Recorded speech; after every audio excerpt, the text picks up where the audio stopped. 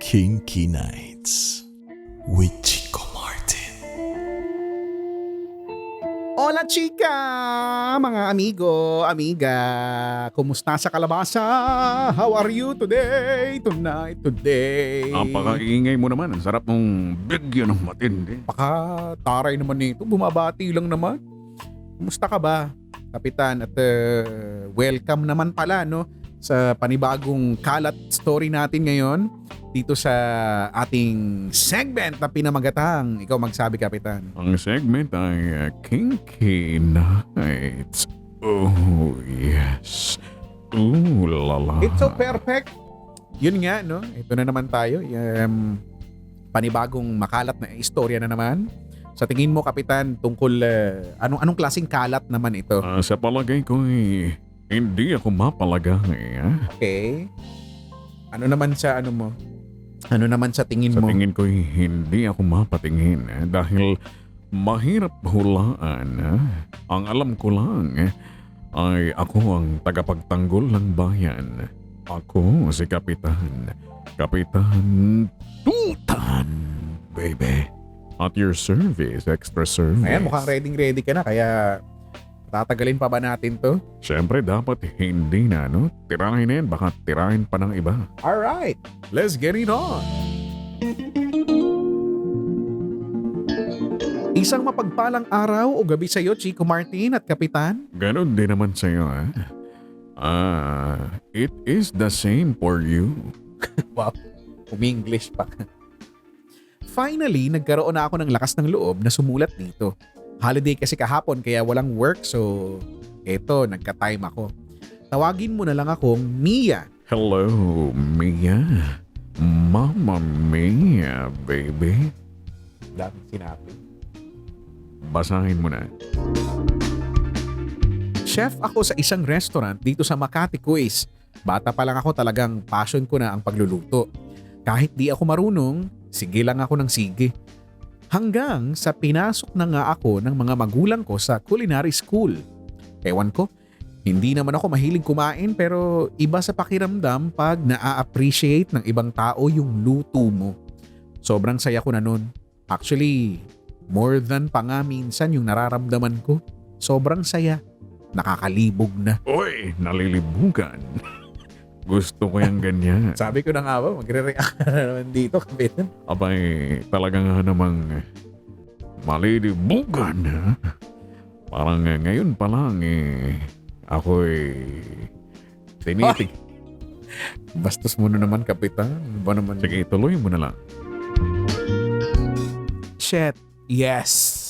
Minsan naaaraws ako pag nakikita kong kumakain ng niluluto ko yung tao sa harap ko.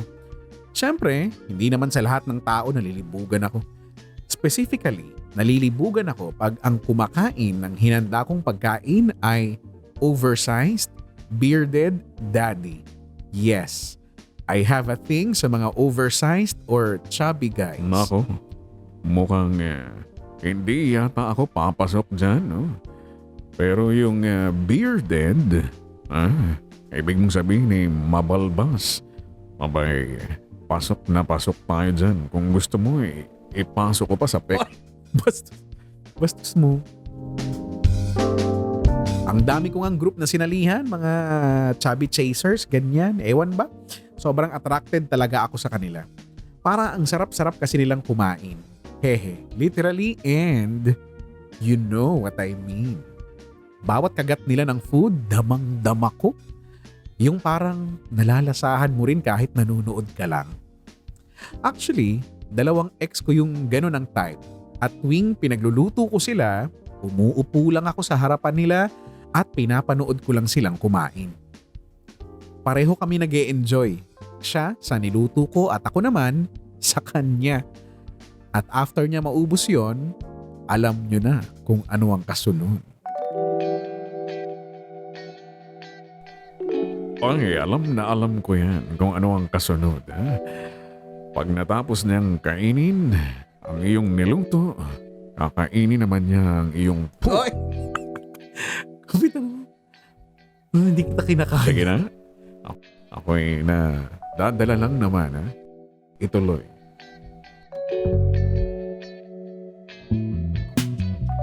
So di yun lang nga. Bago ako mag-apply dito sa pinagtatrabahuan ko ngayon, rumakit muna ako sa isa pang resto, doon naman sa BGC. And yes, choice ko na sumideline muna doon kasi andun yung prof ko nung college, si Chef Martin. Chef Martin ha? Baka mamaya, ikaw ba to talaga? Umamin Hoy, ka na. hindi ako yan. Saka Mia, papatol ba ako sa Mia? Kapitan talaga ba? Sa bagay nga naman ha. Kung Mio yan, malamang ikaw yan. Paka-judger mo. Pero pwede din, chat. Ituloy. Ang crush na crush kong si Chef Martin. Sobrang galing naman din kasi talaga. Nung nasa klase niya ako, ang dami kong natutunan. At bukod doon, pasok na pasok din si Chef Martin sa mga qualifications na gusto ko pagdating sa lalaki. May balbas, bigote, chubby at may beer belly. Maputi at palaging mabango si Chef Martin. Sobrang cute at ang sarap pisil-pisilin. Nung mga panahon na yon, lagi ako nagpapalate ng uwi para magka-time kami ni Chef Martin na kaming dalawa lang. Kilala niya ako pero as student lang. Ayaw ko na ganun lang ang tingin niya sa akin. So minsan, binababa ko ng bahagya yung bukas ng botones ko para malaman niyang may balak akong kainin. Siya.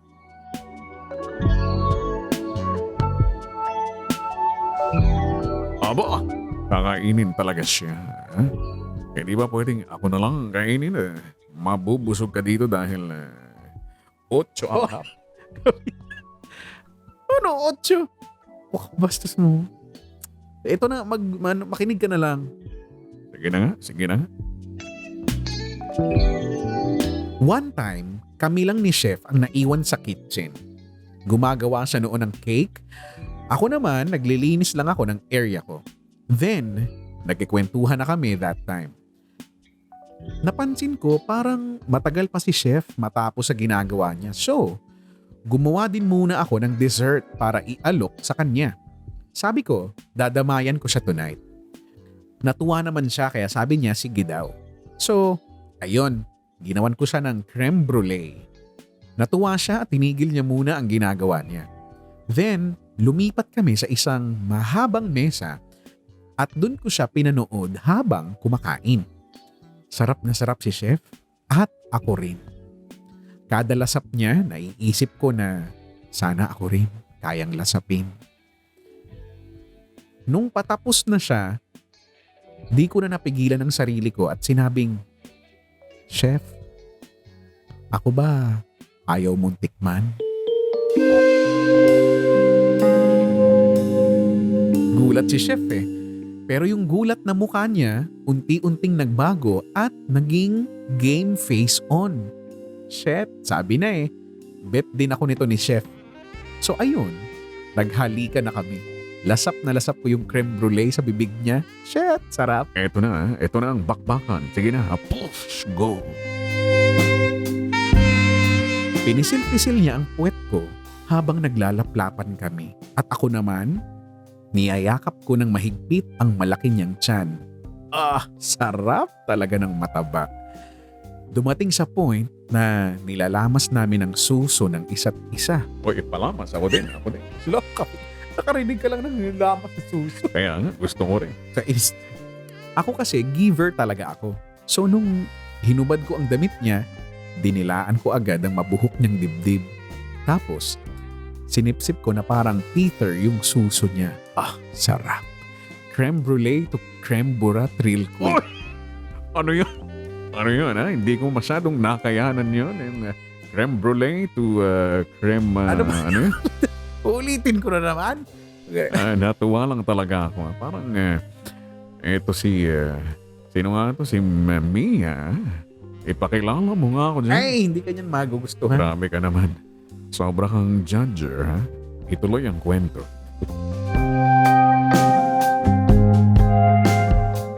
Pero di pa doon natapos ang sarap.